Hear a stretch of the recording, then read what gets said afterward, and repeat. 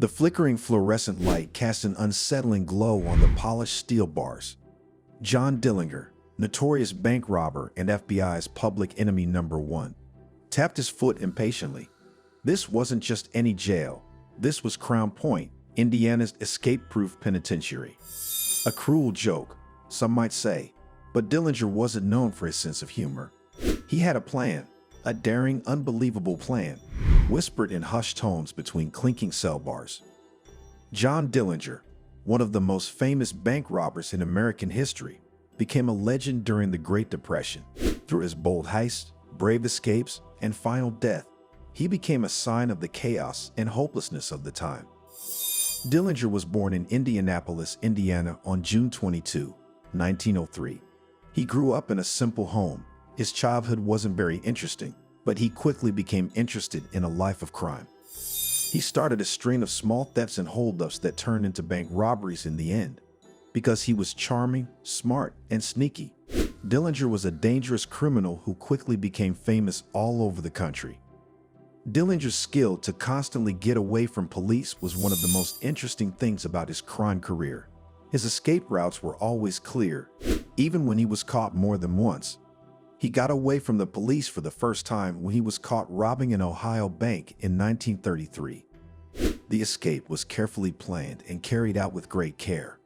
Along with his gang, Dillinger was able to sneak in guns and tools that helped them beat the guards and escape their cells. The idea was to use homemade guns to take over the jail while confusing the guards. Once Dillinger and his friends were free, they quickly ran away, leaving the police confused and unable to react. The people were shocked and amazed when Dillinger got out of Crown Point jail. Newspapers all over the country made the bold release into a big story, painting Dillinger as a sneaky and clever criminal genius. The police were under a lot of scrutiny because they didn't do anything to stop such a bold escape, which made it more important to catch Dillinger and his gang. This daring escape made Dillinger famous all over the country and gave him the name Public Enemy #1. For another year, he kept up his crime run, robbing banks and avoiding police capture. He finally ran out of luck, though, when he was caught in Tucson, Arizona, in January 1934. Dillinger was sent back to Indiana to be charged with his past crimes, but he again managed to get away from his guards. He got out of Crown Point Jail on March 3, 1934, by carving a fake gun out of wood and making a bunch of fake keys. This escape, which was shown in newsreels and newspapers all over the country, made Dillinger even more famous as a master of lying and getting away with things. Even though Dillinger was able to avoid being caught, his luck finally ran out. The FBI, with Director Edgar Hoover in charge, began a massive search to catch him.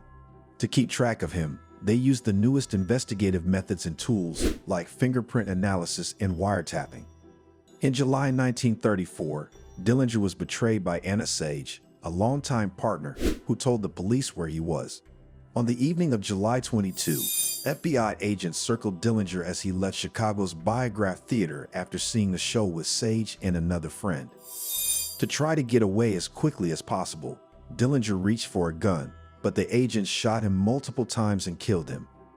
John Dillinger was a complex figure, a man of contradictions. He was both ruthless and charismatic, charming and dangerous. He was a product of his time, a victim of the harsh realities of the Great Depression. Whether you love him or hate him, there's no denying that John Dillinger was one of the most fascinating and notorious figures in American history. His story is a cautionary tale, a reminder of the dangers of unchecked ambition and the allure of easy money.